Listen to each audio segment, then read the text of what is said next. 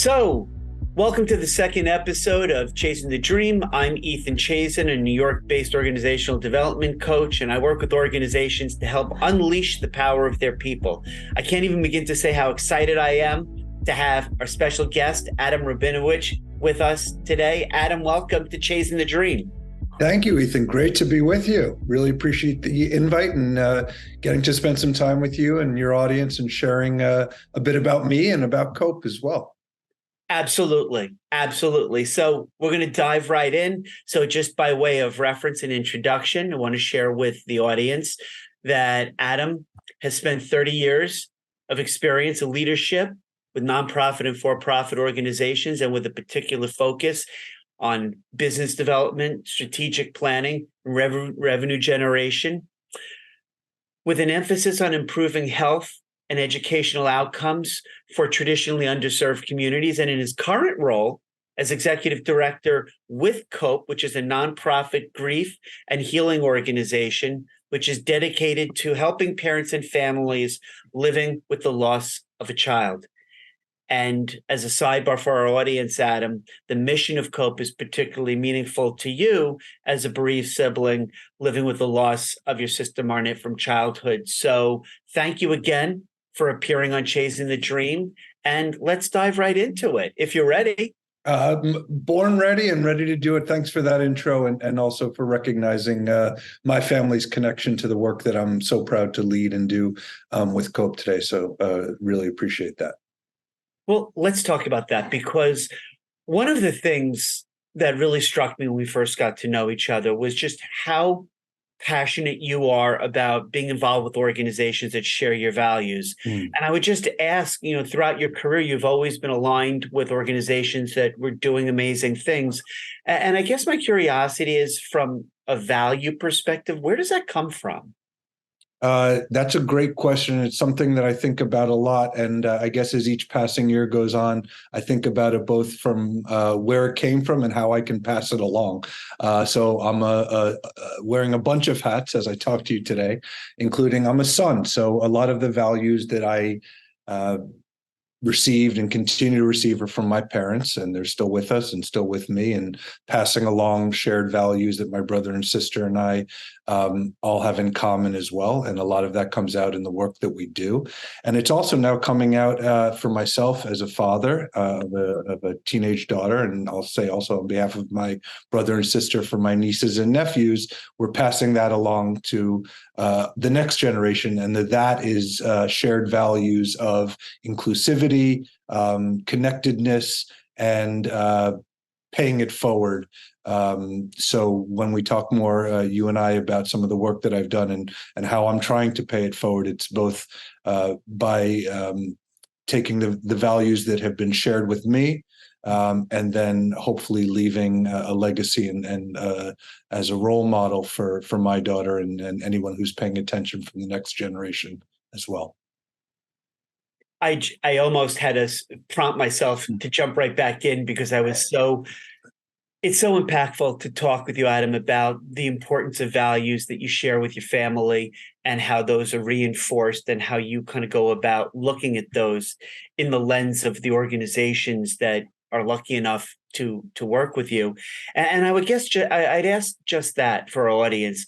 How do you take those values that are so central, such a fiber of your being, and how do you kind of pollinate that over into the work that you've done throughout your career, and especially with regard to your current role as executive director at COPE?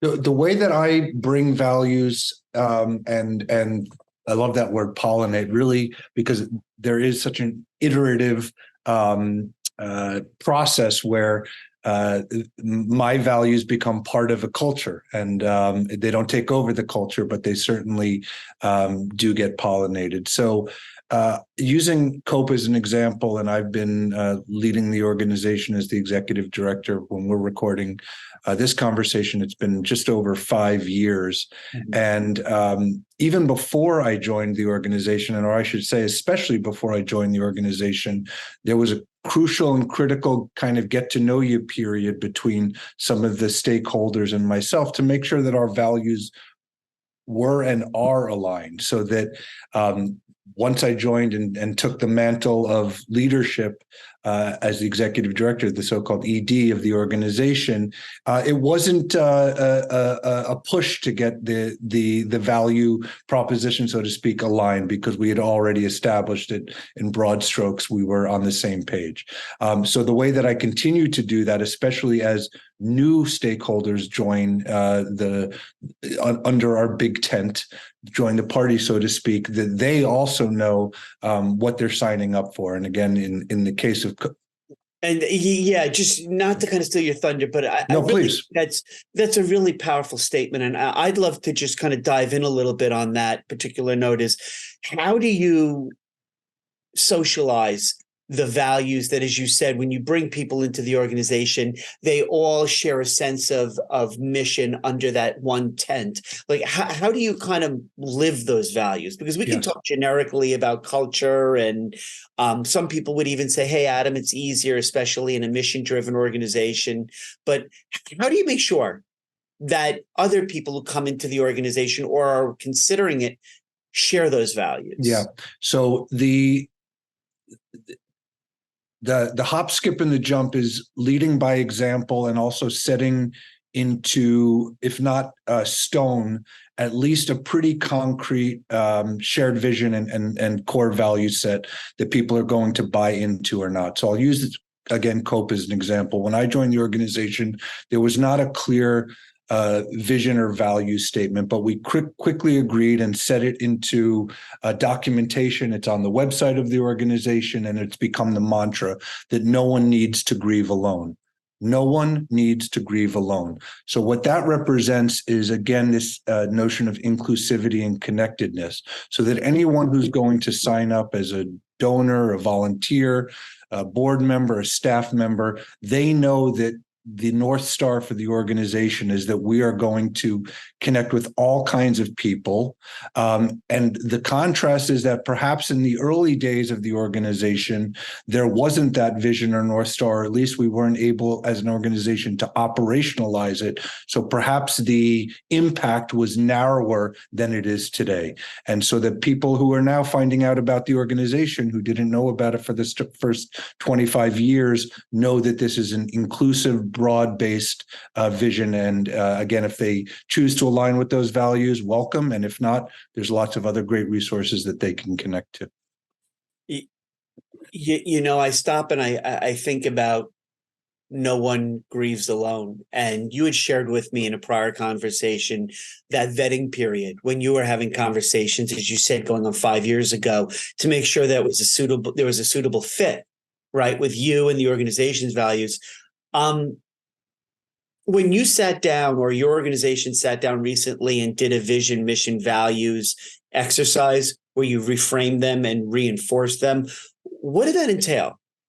Just not just the process itself, but bringing in all the vested stakeholders, from employees, the internal stakeholders, constituents, and organizations in the community you serve. What was that process like for you in terms of learning experience and just getting everybody on board under the umbrella of no one should grieve alone?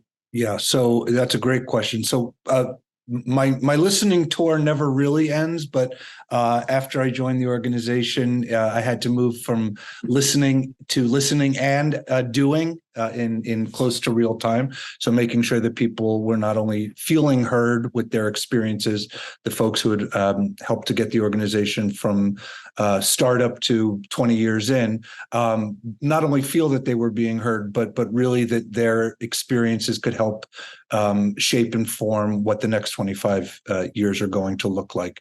So one piece of the puzzle has been the ability to measure our impact and to storytell about that. And what that means is to take a look using data and using the lived experiences of the people who are in our network at COPE, drilling down and getting a real understanding of what we've done well and what we could do better, and then being ready to see what that data, what the story tells, and make course corrections. And I'll pause there, and then I'll tell you how we came out of it. This is a fantastic, I think, kind of hands-on deck approach, because I want to ask meaningful questions around the actual experience that you went through. And so my first kind of question that I hear is the data and having a objective, measurable way to kind of track the narrative arc, right? The story you're telling. What did that entail? What was some of the data and what were the benchmarks? How did you measure successful kind of integration of the vision, mission, values, and how are you consistently keeping a finger on the pulse that you're navigating towards that North Star of no one should grieve alone? Yes. So it's a twofold process. One was and is understanding who are our clients, our customers, the families that count on us, and what they look like, demographically speaking, across a whole bunch of domains, by age, by ethnicity, by race, by the socioeconomic background, and then being, again, really ready to follow what that data shows and have the courage to make some, again, I use the word course corrections, but the other part of it is investments in the organization to be able to move on what the data says. So what the data said for us, and it's shifting now, is that we were serving too narrow a population and not inclusive enough for the kinds of community members who deserve and need the support that we offer, but we weren't reaching them. And I'll be very specific about that in a second. So first, we needed to know who we're serving as best as we could, and what that means in terms of the quote, the market. The other piece of data that's critical is to know what the gaps in service are, in our case, for providing grief and bereavement support, and who is in the, you've heard terms like underserved or under-resourced. Where are there gaps in health access, including mental health, which is where we fit squarely in bereavement and grief support, and what needs to be done, and what role can our organization and our culture play in meeting those under-resourced and underserved community members. And that's where we are today. And if you'd like, I can talk more specifically about how we're meeting that. But it became crystal clear that the historical track record of our impact, which was not insignificant, there was a lot more that we could do. And now we're in the figuring it out mode and the doing mode on starting to meet that North Star vision of no one needs to grieve alone. Still a work in progress. Right. As most amazing workplace cultures are, they're constantly evolving organically. Exactly. And so we've talked about that a little bit in prior conversations. But I guess where I would just take the conversation now is you've done such a phenomenal job of mapping out the trajectory of your 5-year engagement and trying to keep a finger on the pulse of the relationships that you cultivate externally with the communities that you serve. And I guess my question is, might we turn the looking glass in a little bit inside COPE to kind of take a look at the people in a little bit more kind of granular detail? What are the kinds of ways in which you make sure that you have the right people in the right roles who not only are capable of doing amazing work, but to ensure from as early on as the hiring process that you're finding people who you're confident live and breathe the vision and mission and values, because after all, they're the ones who have to be the brand ambassadors for COPE. Yes. So I guess that would be my question. So well said. Yeah. So well said. So it's so critical. And as I'm speaking to you today, we're in the next phase of hiring and onboarding some new to us kinds of talent in some exciting areas. So just to look back, to look forward, that mission connection is critical. And I think we all know that people choose, regardless of whatever kind of labor market it might be, whether they're a paid staff member or a consultant or a volunteer board member, certainly a donor. People choose where they want to put their time, talent, and energy. So it's critical to know that once we get through whatever dance we're going through and we align and we say, okay, we're going to work together, that this is going to be a passion project for that person, so that no one's phoning it in. One example which really impressed me and continues to is that the board of directors, which in our nonprofit corporation, like so many, are made up of committed volunteers, hard baked or built into the constitution of the organization, to the bylaws, that a majority of the serving board members need to be mission aligned, meaning a bereaved family member living with the loss of a child, a brother, or a sister. So someone who's not only going through their own grief journey, but is so close to the mission and the impact, the intended impact of COPE, that they are almost by definition bought in, and therefore with some level of coaching are going to be that brand ambassador that you talked about. And what I mean by that is, because they're so connected and passionate about the mission, they can be the best storytellers that we have on why people should pay attention to the work that we do. And that, to me, you had touched on that, and when we spoke before about the buy-in that you get from the board itself because of the alignment with their own personal experience. So you've got your own personal experience as ED there. You've got the board kind of overseeing from, they've already bought in. You're building a foundation, a culture where people come into COPE, understand the vision, the mission. They understand the value construct, and you're constantly building relationships externally with the communities that you serve. And so my thought is, or my question for those who are in not-for-profit organizations as well, and they're listening to kind of hear from Adam what they can gain. The other piece of this is fundraising, right? It's generating revenue, as you said, grants, in-kind donations, kind of, how, if at all, do you strategically align the culture that you're building and the tribe that you're building with shared values into the ability to generate revenues on behalf of COPE to fund all of the critical initiatives, especially as I'm sure you've already mapped out your 2024 plan and you're looking to kind of generate funding sources? How do you do that, if at all? And I just want the Chazin-the-Dream audience to know that Ethan and I did not script this, but we're mind melding here, because I was going to use the same word, tribe. So one of my fundraising coaches and mentors talks about finding your tribe in an organization, and because there's so many critical missions out there in the world, because there's so many trusted and relevant organizations meeting those missions, and because there's enough capital and donor dollars out there, it's really, really important for fundraising leaders to identify and find their tribe, lean into that. I'll talk about what I mean by that in a second, and the rest can be noise. In other words, figure out who are the first, second. You talk a lot, Ethan, in your work about circles of influence and sort of that positive ripple effect. So finding who are the first level connectors, maybe the second level and even third level connectors, and bringing them in. So one of the things that's been clear and clearer to me, and some of this, again, we're recording now coming out of an international pandemic.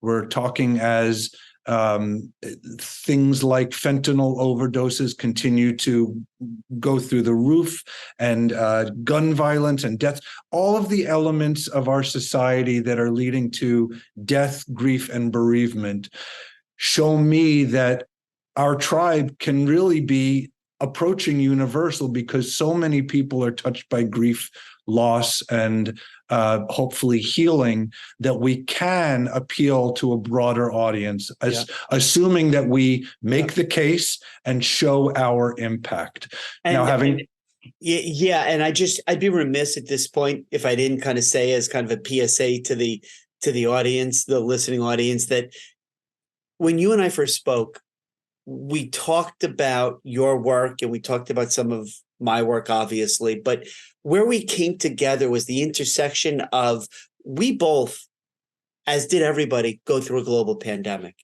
And you and I, when we started talking about the pain that still resonates, and it's under the surface, right? So like people, I guess, think COVID is past us. We're not allowed to feel the way that we feel, but nearly everybody is walking around feeling some kind of residual effects. And when you and I just started talking organically over a year ago, we both had kind of similar thoughts about this. And this is kind of how you build your tribe of, for you, ED at COPE, your culture there with your people. You've got a really supportive board. You're pathologically focused at creating bridges with your external constituents, your external stakeholders, and you're leveraging that for fundraising. But the last piece of the puzzle that I'd love to just spend like a minute or two kind of chatting about is the way we connected, right? We share certain values and beliefs. And when we met each other, it just was very clear that we were under the same tent. So I guess I'm curious, when you go about wearing your hat for executive director COPE or fundraising for Heller Group, how is it that you resonate with other people who share your values, and therefore you say, these are people that I can work with and cultivate relationships, especially post-COVID? I know that was a long question. Well, it's been a long exercise in my life to try and answer that question for you, for anyone who is listening, and for myself. So I'm a continual work in progress as well. And I'll give an example. In my life and my family, we didn't talk about my sister, who you were so kind to mention at the top of our conversation, my sister Marnit, who was born ill and died very young. My brother and sister never got to meet her. And my parents and I very, very rarely talk about Marnit or what it is to be in this club that no one wants to belong to. A family is living with the loss of a child in particular. So flash forward now to the last 5 years, I've been doing my own internal work to find ways that I can be comfortable or uncomfortable sharing our family's story. And what's become a virtuous cycle is I found that the more that I do that in an authentic and transparent and inclusive way to whoever I'm talking to, almost inevitably that sparks a conversation and a connection point where the person that I'm connecting with, whether they're a potential donor or representing an institution that might want to get involved with the work that we do, there becomes a most fundamental foundational human connection, because inevitably they are living with the loss of a loved one as well. So that spark is assuming that I can blow on that spark and we can co-create that bridge that you were talking about together.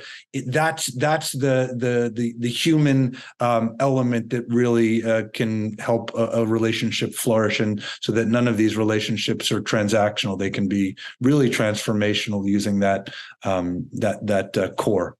And therefore, as we kind of think about today and moving forward, you're not chasing the dream. Meaning that you are day in, day out consistently living the dream of your life, of sharing your values with your family and your peers and everybody who comes into contact with you in your personal and professional journey. And I'd be remiss if I didn't say thank you so much again, Adam, for agreeing to come on this little program. And hey, let me ask you a question. So as we wrap up our time together today, if somebody wants to reach out to you or find you, what's the best way to learn more about Adam Rabinovitch and COPE? Yes. The best way to learn about us and find out a whole bunch of resources for whoever's listening, anyone you love or care about in your life who might need some support, and those who want to support the organization and work we do, is our website, which is copefoundation.org. copefoundation.org. I know you'll be sharing that in the show notes as well. So thank you for helping get the word out. There will be a link to everybody listening. There will be a link to all of Adam's pertinent information below. So be sure to, subscribe and send him a like. But again, Adam, I just want to thank you for taking some time to appear on Chazin-the-Dream. You're welcome. And thank you so much for having me and giving me the chance to share just a little bit about the stories of the families that we care so much about and support at COPE. So thanks, Ethan, for the work you do. Thanks, Adam. Thank you, everybody. That concludes our second session, Chasing the Dream. Take care.